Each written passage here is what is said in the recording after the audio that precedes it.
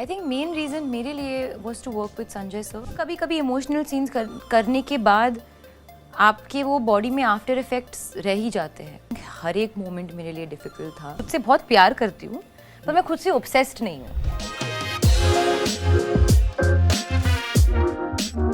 नमस्ते, आप सभी का स्वागत है दैनिक भास्कर में। और आज हमारे साथ बहुत ही क्यूट एंड प्यारी गंगूबाई उर्फ आलिया भट्ट हमारे साथ है। बहुत बहुत स्वागत है आलिया आपका हमारे साथ। शुक्रिया।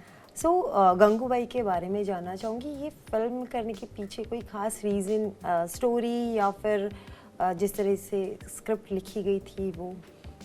आई थिंक मेन रीज़न मेरे लिए was to work with Sanjay sir, क्योंकि मैं हमेशा से चाहती थी कि एक दिन मैं उनकी फिल्म की एक हीरोइन बनूंगी और I will be able to be directed by him. तो मेन रीज़न मेरा वही था।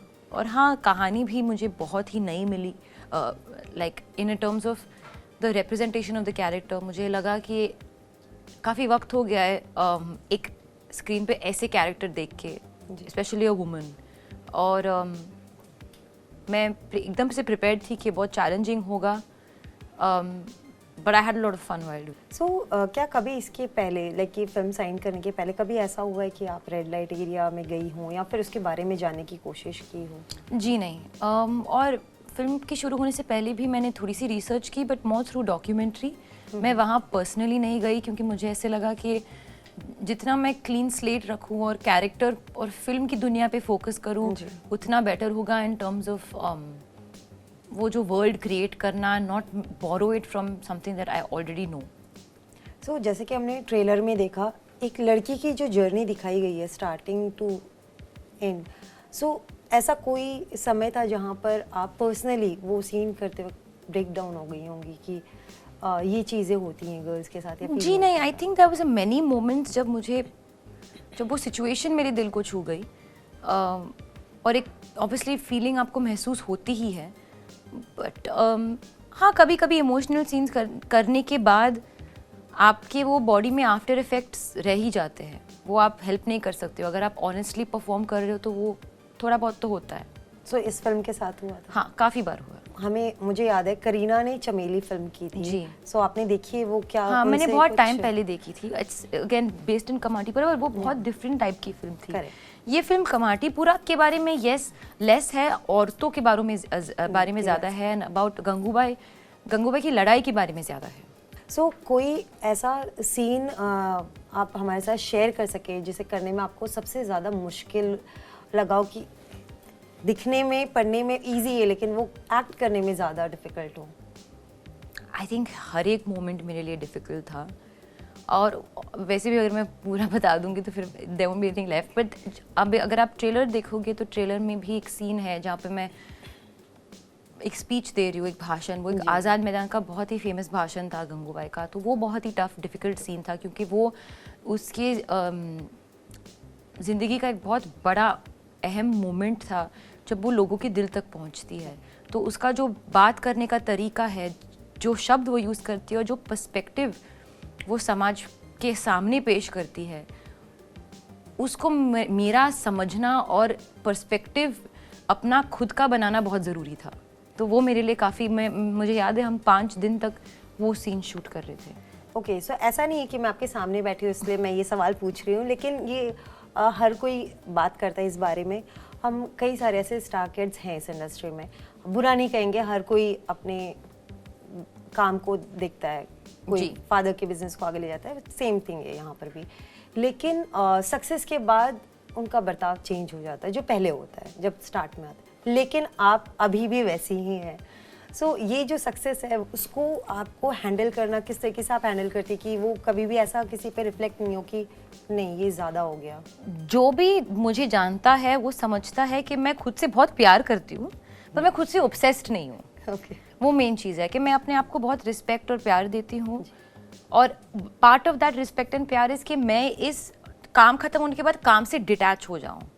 मैं फैमिली रिलेशनशिप्स पे ज़्यादा फोकस करूँ, कंटेंट देखती हूँ, बुक पढ़ती हूँ, बहुत सोती हूँ, अपने पेट्स के साथ खेलती हूँ। I don't like to make, at least शायद मैं अपनी ये अभी इस फॉर्म में आ गई हूँ कि मैं डिटैच कर लेती हूँ अपने काम से, क्योंकि काम मेरे ज़िंदगी का एक हिस्सा है।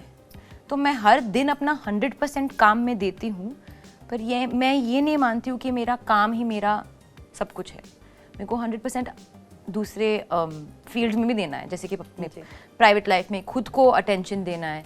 तो कभी कभी जब मेरा एक्स्ट्रा हो जाता है, आई डोंट से नहीं काम सर, ऐसे नहीं, मेरे को प्लीज़ मेरे को टाइम चाहिए, आई नीड टू अनवाइंड, मुझे 4 दिन का ब्रेक लेना है, मुझे 2 दिन का ब्रेक लेना है। कभी कभी नहीं हो पाता है, पर जब भी मैं खुद के लिए सोचती हूँ, आई फील कि एक सर्टेन डिटैचमेंट आता है, मैं उसे प्रैक्टिस करने की कोशिश करती हूँ। तो इसलिए मैं ये मानती हूँ कि मेरा सक्सेस मेरे काम को लेकर है। जी, तो वो सिर्फ काम को लेकर ही हो, इट्स गुड। लाइक वो फिल्म टू फिल्म अगर मैं उस पर फोकस करूँ, वो तो मेरे लिए और मेरे मेंटल हेल्थ के लिए ज़्यादा अच्छा होगा। और शायद यही रीज़न है जो आप अपने आप से प्यार करती हैं, न कि टैंट्रम्स या फिर जो शब्द रहते हैं वो नहीं है आपके अंदर।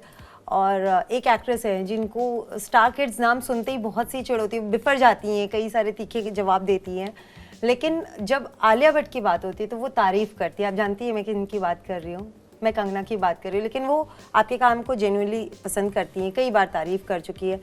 जब इस तरीके से आप चीज़ें देखती हैं कि हाँ, एक बार एक इंसान है जो बाकियों को नहीं पसंद कर रहा है लेकिन आपके काम को पसंद कर रहा है, उसे किस तरीके से लेते हैं? क्या कॉम्प्लीमेंट और एनीथिंग एल्स? देखिए, I am one of those people who doesn't take success to my head and failure to my heart.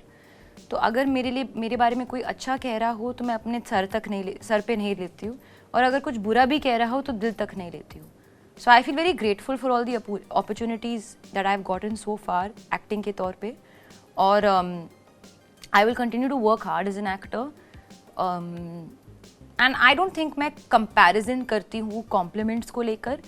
For me मेरा काम है परफॉर्म करना हर रोज़, और उसके बेनिफिट्स आई फील फिल्म को मिलनी चाहिए, and those who do enjoy the work that I put, as long as it's benefiting the film, that makes me very happy. सबसे फर्स्ट क्वेश्चन है, सबसे ज़्यादा ऐसा कौन सा इमोजी है जो आप यूज़ करती हैं? ओह, सनशाइन, वो सन वाला। ओके। लास्ट मैसेज किसे किया था? मेरी दोस्त को, आई थिंक,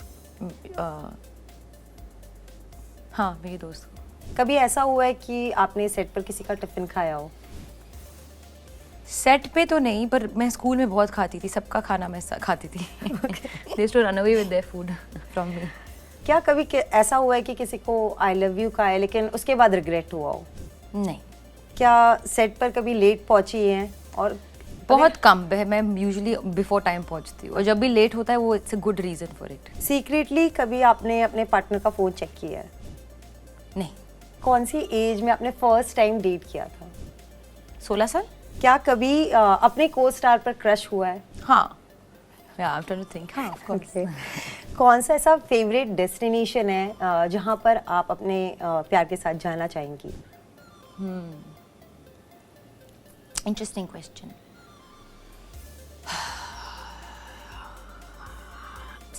स्की करना चाहती हूँ मैं, कहीं स्कीइंग डेस्टिनेशन पे जाना चाहती हूँ। फर्स्ट वैलेंटाइन गिफ्ट क्या मिला था? रोज। हाँ, रोज मिला था, और एक कार्ड। क्या आप वन साइड लव में बिलीव करती हैं? एक तरफा प्यार हो जाता है किसी को, काफ़ी को हो जाता है, मेरे साथ कभी नहीं हुआ। ऐसी कौन सी क्वालिटी होनी चाहिए आपके पार्टनर में जो बहुत ज़रूरी है आपके लिए? एक अंडरस्टैंडिंग नेचर बहुत मेरे लिए बहुत ज़रूरी है। Thank you so much Alia हमसे बात करने के लिए, इतने क्विक आंसर्स, लाइक कोई स्किप नहीं किए question. And thank you so much, all the best for the film. Thank you so much and good luck. Thank you. Share और डाउनलोड करें दैनिक भास्कर ऐप।